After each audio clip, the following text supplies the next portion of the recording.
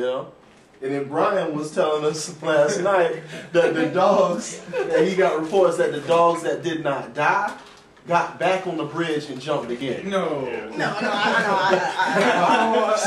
So I'm saying that, you know, I know that sounds funny, right? But, you know, a lot of people are not given a context to this. And one of the things me and Pastor Richard were talking about is this, that when a baby is in the womb and it's time for birth, inside of the uterine walls, contractions come.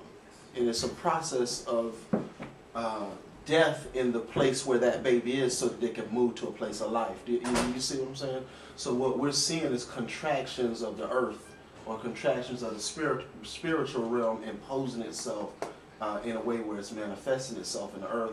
So while on one side it is death, if you're attached to all of this, it's actually showing us the pathway to life that's coming, and that's how we have to read. And I think that's what Jesus was saying, because they were surrounded by Romans and death and things like that.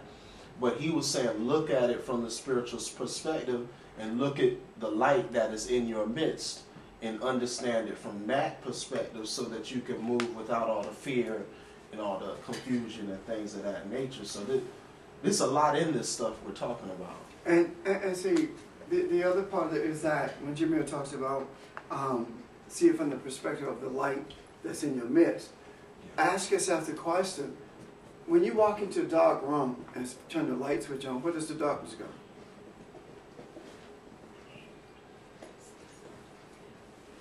Where does it go? It goes no place. It's just that the light overshadows the darkness. So the death is always in your midst, but the life must take precedence over the death. You see what I'm saying? So how do you do that? How does that, Mark? I was just asking about, you were saying about the how Jesus was accomplished by the Romans. Jamaica, yeah. I was just, because I know I saw a map of where all the birds had died yesterday, and it shows the United States surrounded the different places. I think there's 3 places on each sea coast, and also Louisiana thing. And they had other places overseas, but the United States was covered. But check what you're saying too. Did you notice too that the other major place that happened was in Italy? Rome, you feel what I'm saying? And then also it went down in the UK, in Europe. Every one of these places are extensions of Rome. Yeah. And then you got Japan. Japan is an Eastern form of Rome, imperialist thinking. So when I looked at it, the places on the map where you don't see these things manifesting is in South America. They only have 1 reported case, and there's not 1 case in Africa yet. Not one. Not one. But in Brazil. But in Brazil. Yeah. So wherever you see a kind of colonialistic, that imperialistic Roman form of thinking, you know, you see these events occurring, you know, on the beach. So what we're talking about, we're actually talking about trying to get a handle on, for those who just came in, on what's happening with the birds and the fish, them dying, and then we'll move to Beatitudes if we complete this. I believe that we're living at a unique time in the history of man and earth. And the uniqueness of it is that I'm convinced that we have been purposed to bring about a sense of trust that we long lost in the God who created us, as opposed to the trust in the God that we created. And the truth of the matter is that we're going to have to begin to take what we call chances. And those chances are being truthful about what we feel and see, as opposed to buying into explanations that don't make sense. I mean, birds falling out because they flew too high. You know, firecrackers kill 5,000 birds. Yeah, I mean, come on. You know, it just doesn't make fish die because the water is cold. But what happened to the fish in Arkansas? You know, the water wasn't cold in Arkansas. You see where I'm coming from? So we got all of these explanations And the other part of it is that one of the things that is unique that I see is that is Maryland, Arkansas, Louisiana, South Carolina. You know, these are very heavily Bible-thumping areas, pro-slavery areas. You know, these places where cultures were raped and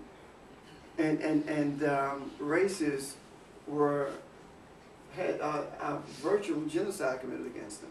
You know, and when I say that, I'm talking about, to me, genocide is not just killing someone physically. To me, genocide is also robbing you of who you are, taking your culture away, your language, your everything that makes you who you are, killing that in you, killing your will to succeed, killing your will to live, killing your will to be who you are, and looking to be, and looking at the dominant culture as being the superior culture, as opposed to just another one. You know, to me, that's genocide, when you're forced to into that kind of submission.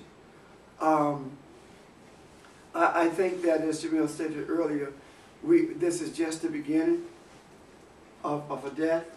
I believe that it is occurring in other species of animals, but if 5,000 wasps had died, who would care? Who would even notice? You see? But when 5,000 birds fall out the sky in people's yard, that's a whole different ball game. If you find 5,000 spiders dead, you think somebody sprayed some insecticide. Yeah? But the birds falling out of the sky and fish showing up, these are two major spiritual symbols, fish and birds. I was looking at the words in Hebrew too. I don't know how this fits, but to throw it out there. The word bird means to depart early.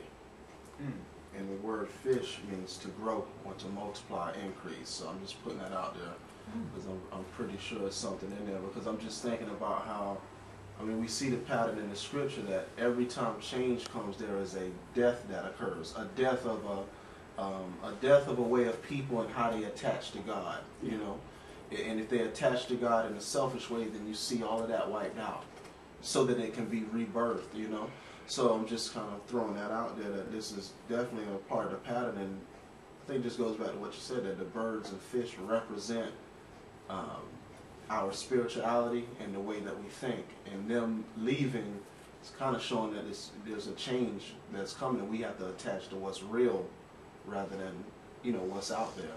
I honestly believe that all of this started with the oil spill. Yeah. I really do. I believe that, you know, looking at it retrospectively, this started it all. And I'm not talking about started it all in that it poisoned the atmosphere. Right. I'm talking about it started it all in that the earth began to purge itself of all the things that feeds into greed and lust and all of the attributes that are adverse to what God intends for us to be. I was about to say, if it's taking a change physically, the deaths are taking place physically. I know there's got to be something internally.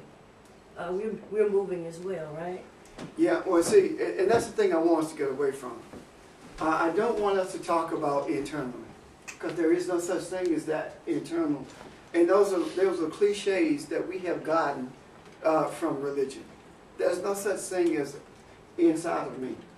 But the inside and the outside are the same. You see? Because if it's inside of me, who's the me that is inside of? And the reason we use the term inside is because we look at our bodies as being us, even though we say we don't.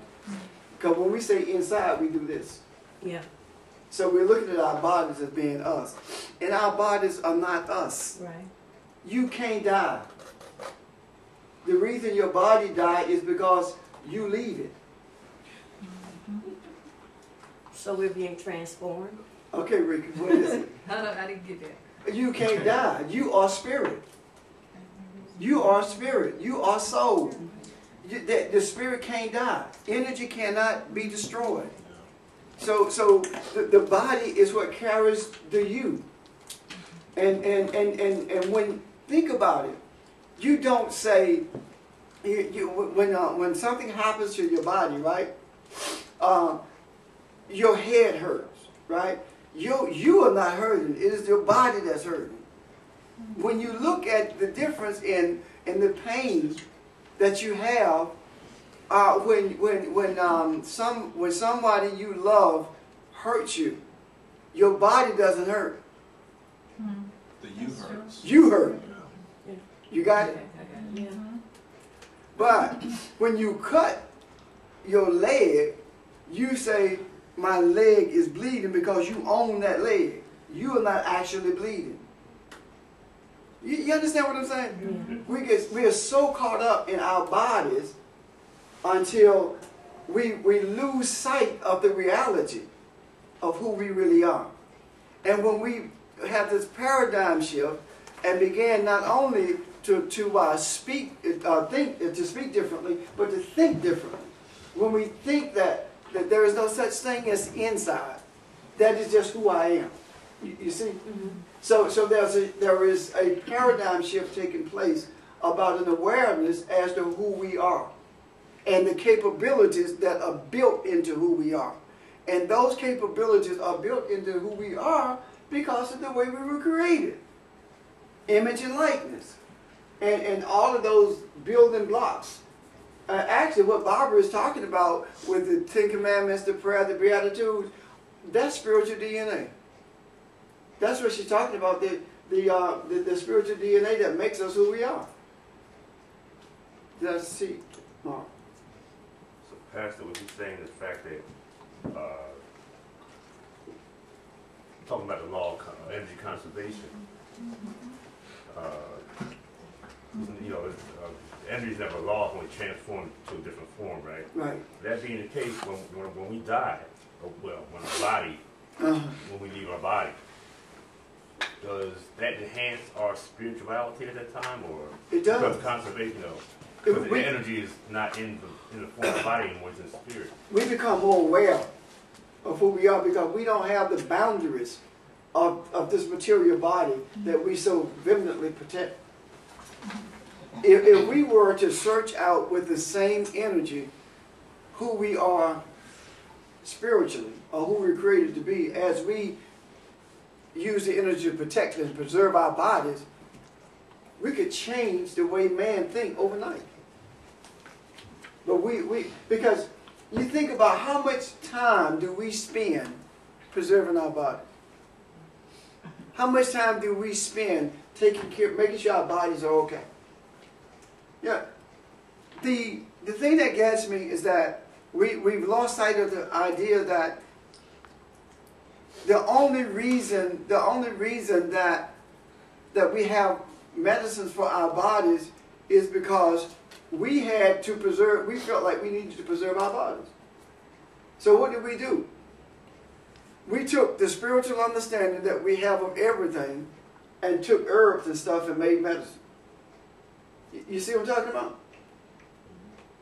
We were able to communicate with each other on the spiritual plane in another dimension without even having to be in the place geographically where the other person is. We lost that, so we created the internet. We had the ability to measure the length and breadth of the universe. We lost that. So we created calculators. How is it that men with no computers, no calculators, no instruments could map the universe and be accurate in doing so? How could they do that? Because they had something, not something that we don't have, but they had something that we have become unaware of. You see? Does that make sense? Yes. it does. A question about what Ms. Evelyn said about the internal thing. Regarding the birds and the fish, are we supposed to look at it as that's happening to us? Or how should we, instead of looking at it like, okay, that happened over there, how's that affected me? How are we supposed to kind of process it? My thing, the way I process it, is I don't look at it as though it's happening over there. I look at it as though it's happening, because whatever happens over there happens here as well. We are that interconnected. As far as trying to understand or trying to explain what exactly is taking place, I go as far as I see and stop. Because I trust that whatever I need to see, the Creator will show it to me, or He will show it to someone else who will in turn show it to me. So see, this is where we got caught. Okay, this is where we got caught up into religion in the first place. The things that we did not understand, we made it up as we went along. You know, we began to create dogma based upon what we think things ought to be. See, when you allow someone to tell you whether you are saved or not saved, when you allow someone to tell you that, then you allow them to have the right to write the dogma to measure your salvation. That's why they can tell you the reason you didn't get healed because you didn't have enough faith. How much does it take? Because you allow them to determine your awareness of who you are. And you can't do that. That's based upon who you see that you are. You understand what I'm saying? I guess this is kind of connected, but you know what? I was thinking about how, and we were talking about this last night, how you were talking about this earlier, how we used to be connected so that when we saw the animals move, we knew a hurricane was coming. Yeah. One of the things I can't help from stop thinking about is that these animals are leaving this dimension of how we are thinking. Do y'all see what I'm saying? It's almost like they're already going to where, it's almost, I guess what I'm saying is they're going to where we are headed.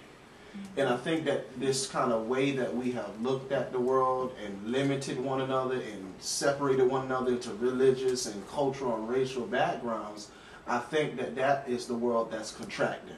I think that's the uterine walls contracting that is trying to give birth to us to go back to what you were saying, see that we are not these bodies that look different, but we are the essence and the essence of the Creator. So I think that they are leaving this, in that we have to see ourselves as moving towards a more connected way of being. You know, we're getting past identifying ourselves as, I'm black, you're white, you stay here, I stay here. You're Catholic, I'm Buddhist. I see that stuff as being irrelevant in a few years. I see that people will begin to see that we are beyond those categories and we start to tap into the love that exists amongst us. So I think that they're leaving that world where that doesn't exist, but on a conditional way. And I think we have to follow them, not in us dropping out the sky, but follow them into a way of seeing how we're all connected. And see, those birds, and the animals are thoughts anyway. Yeah. They're about our consciousness. That's if you look at it from the Hebrew perspective, that's what they represent, the consciousness of man. Because keep in mind, he said he gave them the right to name. Yes. Yeah, to give character to. Mm-hmm. So they're about the consciousness of man anyway. That's why they represent certain aspects of our awareness. Yeah. You know, when I was talking about being connected to each other, I've said this to you before, but I remember when I was a little boy, when my grandmama woke my aunt and me up in the morning and told us at like 4 o'clock in the morning, said Martha dead, and sent us to her sister-in-law's house. And she was dead. And she knew it. She woke up before she heard anything. Yes, she knew it. So how did she know it? Because of of what she's connected to. My grandmama was the descendant of a Cherokee medicine man, and she knew stuff. And for her to know, and that wasn't the only one, there were others as well that had happened. So what I'm saying to you is that we have those abilities now. But we have, when you lose the awareness of the abilities you have, then you abdicate your responsibilities. It is easier for us to make an excuse for being weak than it is for us to do what it takes to become strong. So we make excuses like, I can't do that, or that's just who I am. No, it is not just who you are.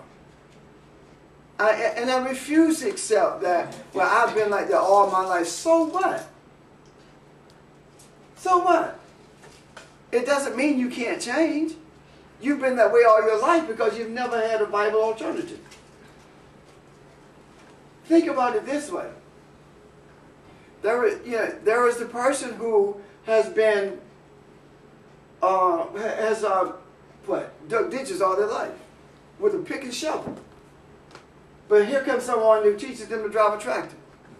Now he digs with a tractor. He gets more work done.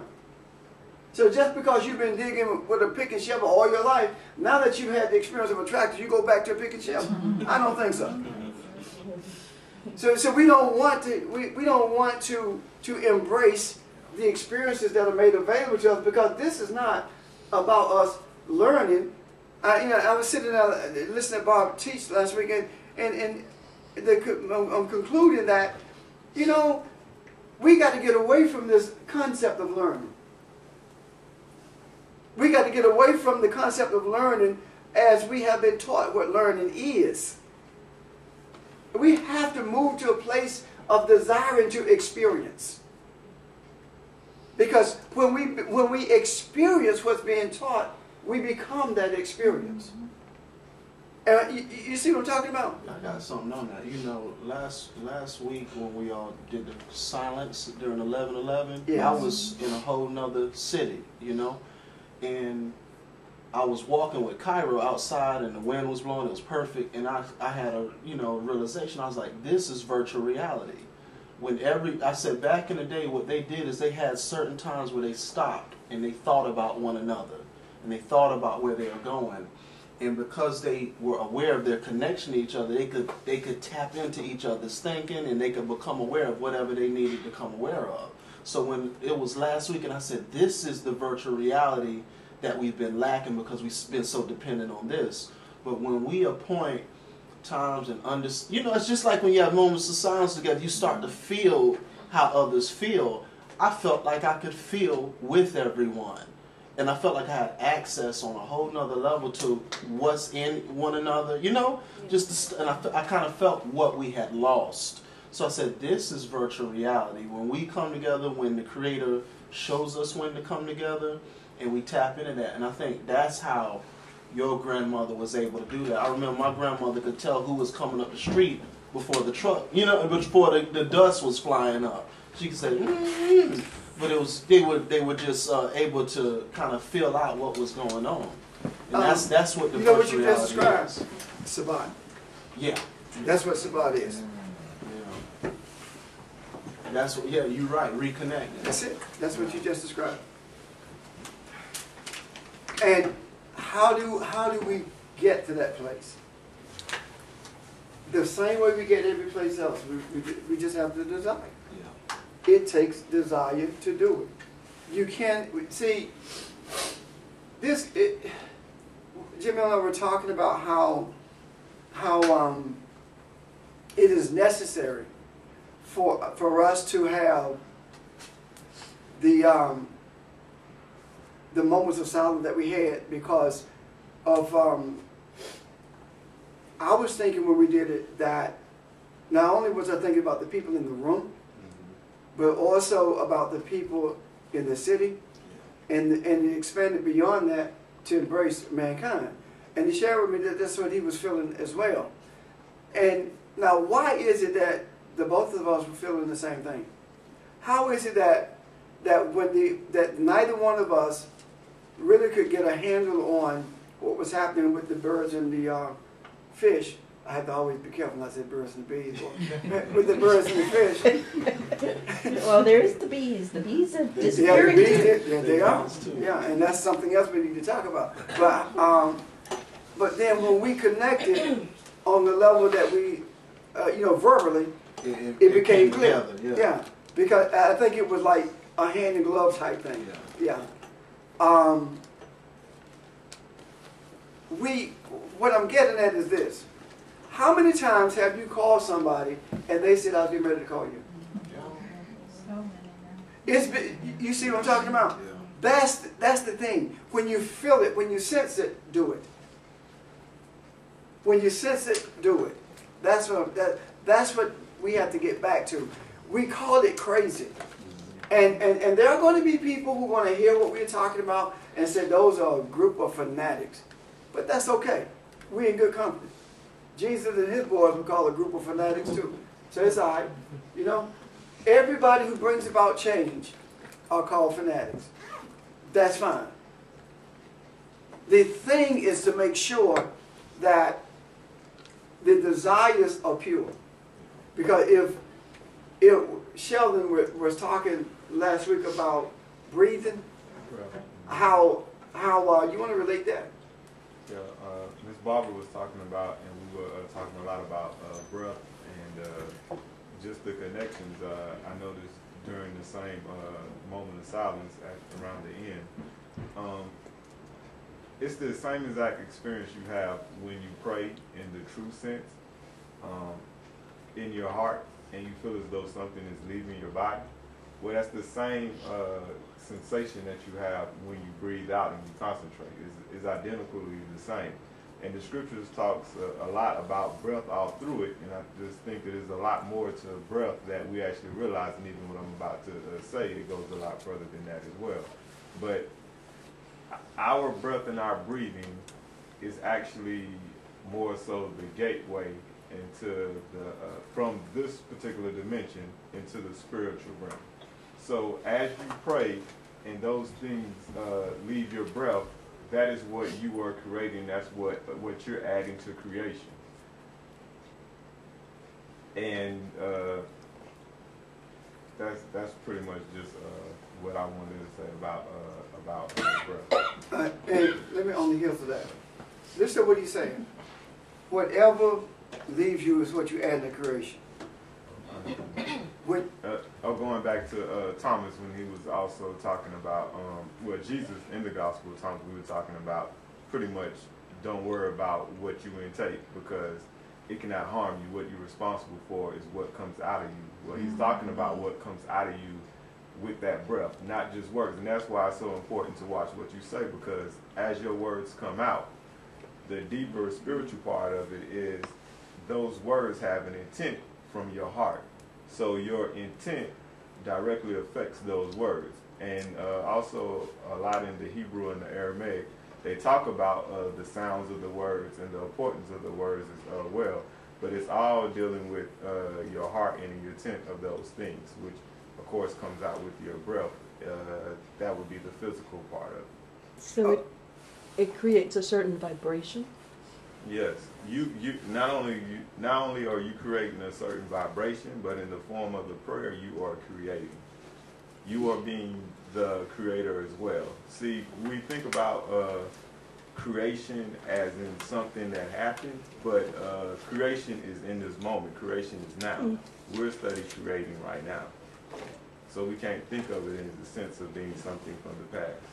So the vibration or the frequency of that, whatever that Yes. sound wave contributes. Yes. I mean, it's just like if you want to look in the physical, the universe is steady expanding. It's deeper than that. Yeah. You don't even have to say anything. Yeah. If your intent is negative, yes. when you breathe, negative vibrations come out.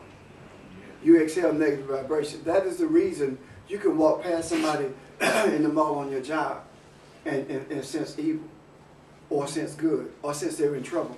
You know, the countenance on their face does not have to change, but you know something is different. It's because of the vibration that's coming from them breathing. That's why when we sat in this room and everybody had the same intent, you could feel, you could sense the difference because the vibration changed. And when the vibration is that a positive one, then it begins to cleanse the atmosphere. That's why it's so imperative that you allow people to do things for you when they desire, because it brings love and kindness into the earth, and it offsets the brutality that is so easily acceptable seemingly. And the other thing is, just the word or the meaning of breath has its root in Jehovah itself. As breaking it down to like a smaller root word. So just that breathing and breath has to deal with God. Jehovah or Yehovah means to be, being existing one, which breaks down further into Hayah, and that means to become or to exist and be. And notice all these things are verbs that are not a noun. Then Hayah breaks down further to Hava, which is breath, a blow, or breath of living creatures. And then that breaks down further to Abba, which is to inflict, to bend, and dwelling. So all these things are things that we're actually doing, but we're doing on a spiritual level. Another side of that, from that word breath, that was breathed in the nostrils, that the root of it goes down to meaning to give labor, to have a woman travailing or in labor. So we're giving birth through our breath. We are always giving birth to something. And that's when a woman giving birth, what does it say? Breathe. Breathe to bring the life into the earth. Yes. And so my question then is, I've heard discussed from the other side, but what is our influence on the events that we see happening in the earth? Can I put something to that? Yeah. This is the thing. The entire state of life in the earth right now plays itself out to the level of context we give it. You feel what I'm saying? So now if we look at things and we determine it as though this is the end or this is negative for us, we give birth to that from the light that's in us. But if we give the context of this is about a change that's going on, then now that's the force that begins to guide our life and how things also play out for other people. Because we're not only, a mother is breathing on behalf of their child they're pushing out, who can't do it. So we're also not only breathing for where the Creator is taking us, but we're breathing for others who don't even have any context for anything. So we have to set the ceiling for where things are moving. I think it's very important to put it in the context of fear, like that. Right. Well, it's like the dream. The sages say, you interpret your own dream, because the interpretation you give to it, that's what it would become. How it unfolds. So we have to be very, very careful in how we give context to what's happening, because that's how it's going to unfold.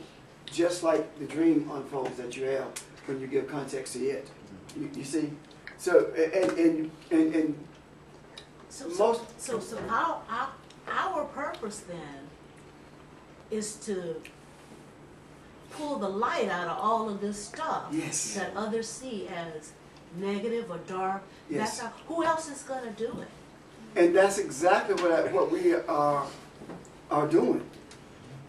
And I think that the chaos prevails only when we are afraid to do it for fear of being labeled. How arrogant are you to think that you're capable of that kind of thing. Now, I think chaos is, and I also believe that the reason most of us have had periods of sheer frustration since the beginning of this year, since we crossed the bridge into this year, is because it is the chaos that created the friction in direct relationship to our push to bring light into the earth. And without the friction, without the struggle, there is no birth. Because Jesus said that the violent must take it by force. And he's not talking about a war in Afghanistan. He's talking about the war in your head. He's talking about the war between order and chaos, light and darkness.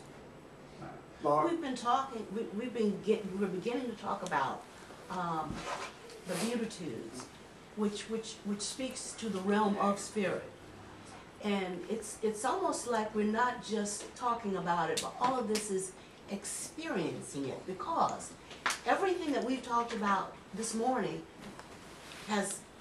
is that awareness of poorness of spirit, meaning there's so much more. If you think you're so spiritual, and you think you're so spiritual, then that's when pride comes in. But the more we know we don't know. Yes. And that's part of that poorness in spirit. So we are beginning to not only talk about it, but we're beginning to experience the Beatitudes. And that turmoil has to do with that second one that talks about mourning and you know, we are longing for that spiritual home that we're separated from. That's so this whole year probably will be our beginning to experience the spiritual realm. So it's a year of expansion. Yes. As opposed to a year of growth. Sheldon, comment right quick. Okay. Oh, well, that's the thing when you were going back and talking about learning. And when you're learning something, if it's just knowledge based, it's separate because it's just in your head. But as she was talking about experiencing it, then you're becoming it. So to become something, it cannot be separate from you. It is you. It's interwoven. Yeah. Fine. I want to back up for a second. A comment that you made in regards to dreams. Yeah. And how you actually interpret it. You said that how you interpret it, it becomes what your interpretation is. And in a lot of ways, in reality, you can do the same thing because people make predictions or they make some analysis based off what they understand. And it can somewhat fall in that alignment of what they believe it to be or they kind of dictate it to be. So are you saying that how we make interpretations develops what type of reality we're going to have? Yes, sir. So if that's the case, then if we determine what type of reality we're going to have, it is more important to draw more spiritually so that you could have a better interpretation of what kind of reality you're supposed to have. It is better to become aware that you are spirit and deal with it from that perspective, as opposed to, because when you say become more spiritually, who's becoming more spiritual? You know, you're separating yourself from it. Okay. It's like, I'm going to become a doctor.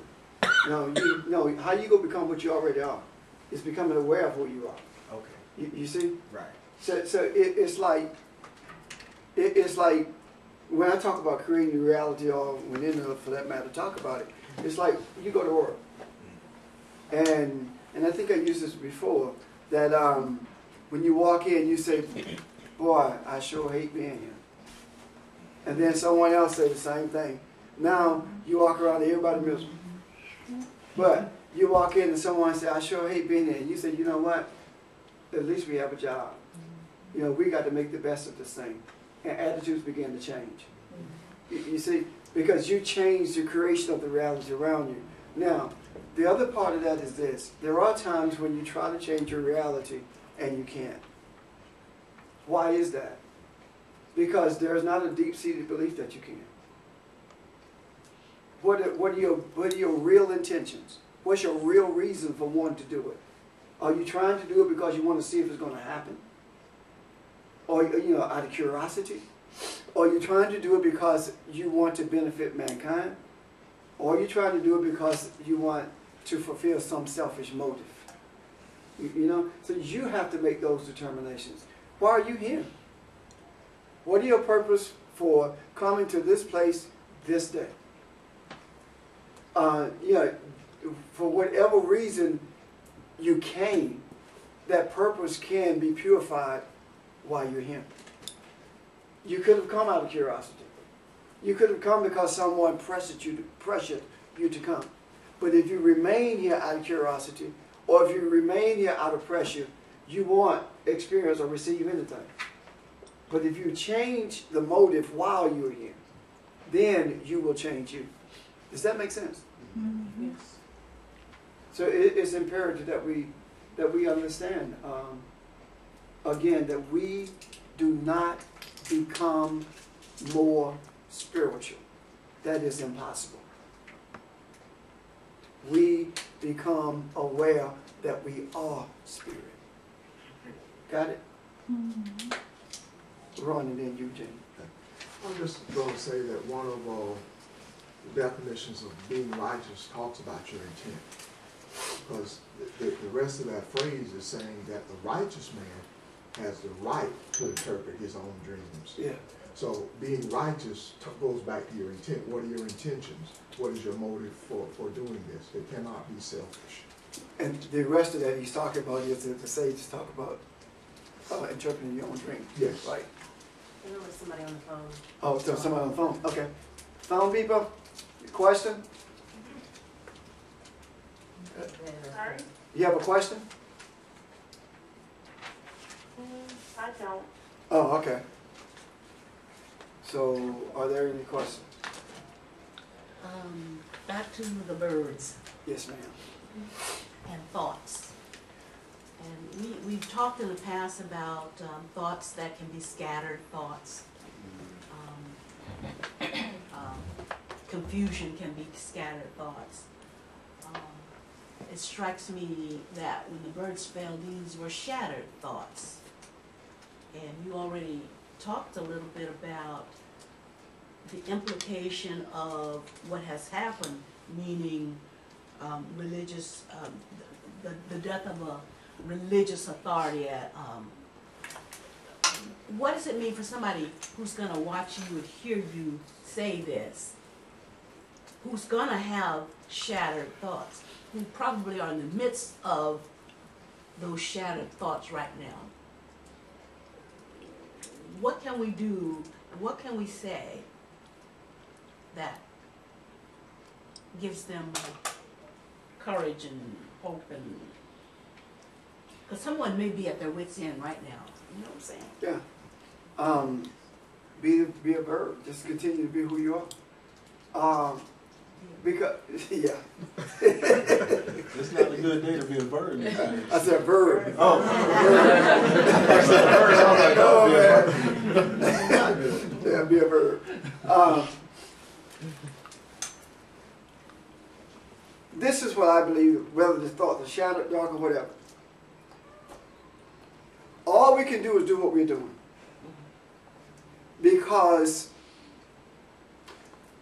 when the sages say when the student is ready, the teacher will appear. When they get to their wit's end, they will begin to search. That's right. And we are in the process of making ourselves available for those who search. Having said that, we had a discussion. I guess we talk a lot. Jamil and I talked about this stuff. We concluded that in keeping with the way the foundations started, we will not promote the website. We will not promote the Twitter account. We will not promote anything. Why? When the foundation first started, my statements to those who were with us, there was like 7 of us at the time, we will not do advertisements. The Bible says if I be lifted up, I will draw.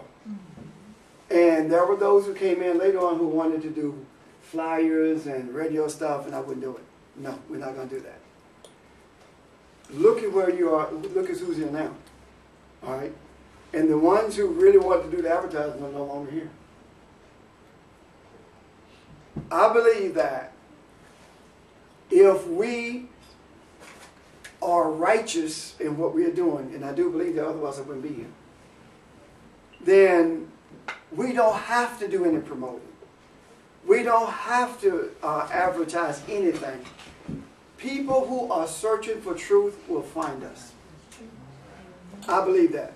I believe that the Creator will lead them to where the light is, that they not only desire, but the light that they need. Advertising invites a lot of confusion. It's not that I don't believe we can handle it, but we don't need the distractions of charismatics and evangelicals and all of the likes, just for the sake of argument, posting stuff and calling in and that kind of thing. You know, we don't need that. If people are searching for truth, they will find us. I've always said that from day one, if God intends for us to continue, then there will be people will continue to find us. And the first week that I come and nobody is here, I'll come one more. If nobody in the second, I'll know that God has said it's over. Turn out the lights. That's how I feel. You understand what I'm saying? Do you feel the same way? So we won't promote it. We won't do that. You know, if they find, and there will, as is with every website, there are keywords. And when they, in their search, find, you know, put the keywords in, they'll find it. I'm going to show you something. There are things in the scripture we never saw until it was time. The scripture that you did, Bar, God is spirit, they that worship him must worship in spirit and truth. If you go above that, you will see where it talks about the Father seeks those who are true worshipers. Why did he use Father in that 23rd verse and use God in the 24th verse? I had never seen that until a few months ago in my class, my Monday night class. But we've read that, you know, those verses forever. Last week, Ron did a verse in Galatians 3, and talking about what were the things? Male, female, Greek, Gentile. There's neither male nor female, Greek nor Jew. When we began to look at that, it carried totally different connotation than what we had thought it was from the beginning. Because when you look at male and female, male talks about power and strength, and female, guess what it talks about? The nipples of a woman's breast. The very point, the center of nourishment. So one needs the other. Yeah, and that's I use those examples to say that when people are searching, they will find, but they won't find until it's time. And that is one of the reasons we can't push things and define things. We have to let them define themselves. And when we allow what we see to define themselves, it is always defined in the context of our need, as opposed to the context of what we want it to be. Does that make sense? You know, it kind of makes me think to make it simple too, to put out to people is the statement, "You are not alone." Because I can remember coming into contact with people that reflected my thinking and my searching to understand the whole realization that I was not alone in my thinking or in my search or in my feelings. That resolved so much more than I could have thought out for myself. And I think about how all of us are connected by some kind of real relationships. Right. You see what I'm saying? Yeah. So it's when you're searching for something, you will find it through new relationships, and you will find people that reflect where you are trying to go and who you are seeking to become. I think at all times we are surrounded with those attitudes and people. It's just that we have put up the wall that we are separate from everything around us. And so we don't pay attention to the reflections in the conversations and the attitudes we're seeing. That's really us. Yeah, and you know, and that has been another thing that I've always pushed, is that we can never separate ourselves from anyone. Be they the junkie on the street or the holy roller. We cannot separate ourselves from anyone. Why? Because we are not superior to anyone. We're servants to everyone. You cannot honestly seek truth and not be a servant to everyone. So, you know, that's why I don't understand how people get all bent out of shape when they're seeking truth and people are constantly calling on them. Well, you put yourself in that position. That's just like saying, I want peace. or patience and never and don't want to be put in a position where you got to be impatient. Right. You know? I mean, if you want patience, you're gonna be put in a position where you got to develop it, right? Yes. So if you want truth, then those people who are searching for truth, as you begin to become the essence of that truth, those people who are searching for truth are going to be drawn to you for whatever reason. And they may not walk up to you and say, Simone, you're the essence of truth. I'm drawn to you. No. No. I can see somebody doing that. It may simply be that, you know, I'm going through some things and I need to talk to you. And you be like, I don't know you like that. No, just be quiet and listen. Because you don't know. And the other thing is that I really, really push is that you don't have to walk around with a Bible or a cross hanging around your neck. You don't have to do that. You don't have to walk around with a shirt or a t-shirt on saying Jesus is Lord. You know, I mean, that's crazy. Why? How many times do you see a doctor walking around with a stethoscope around his neck all the time? But when it comes time to be a doctor, he performs, right? So when it comes time for you to do what you do what you do. As a matter of fact, it's detestable to me. You know, you walk around with a 3-pound Bible on your arm and don't even take the time to help your kids do their homework because you're so caught up with Jesus. Something is wrong with that picture. Any other questions? Okay. Miss Barbara? Let me see if I have a question.